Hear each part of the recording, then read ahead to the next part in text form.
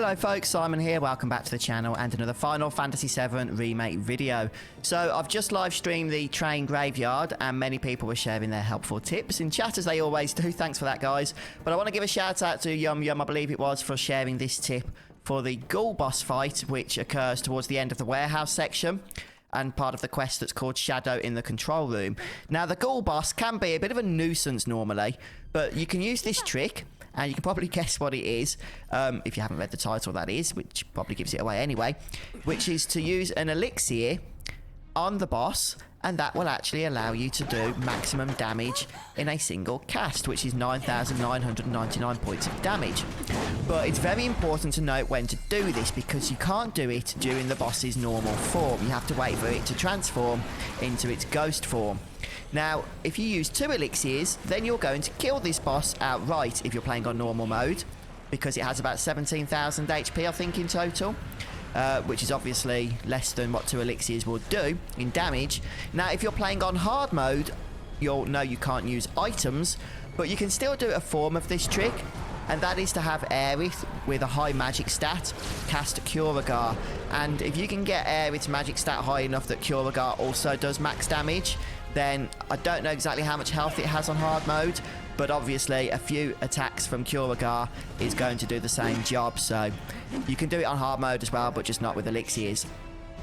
Now, elixirs are of course limited in quantity. They're not the easiest item to attain, as they never are in Final Fantasy, since how they're so powerful.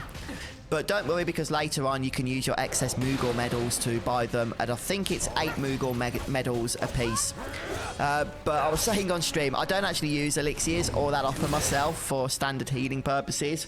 Because they are fairly limited in quantity, I always feel bad using them, because you just don't have that many to begin with.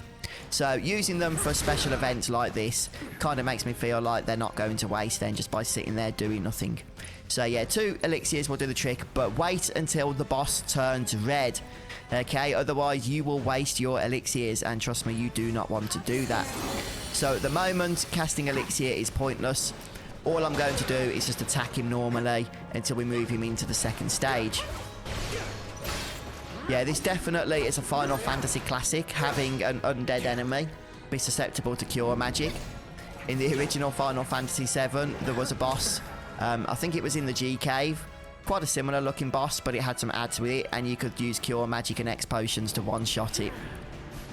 But now you can see the boss has turned red, which means that it is now susceptible to those elixirs. So just be careful, because it does disappear and then reappear, and during that stage of it not actually being there, if an elixir is thrown, I believe it would go to waste. But right now we're safe to use it, and there we go, max damage, as simple as that. Now, you don't need to cast a second elixir. As I say, because they're limited in quantity, you might want to be careful about doing that. By this point, a few more attacks will probably finish it off anyway.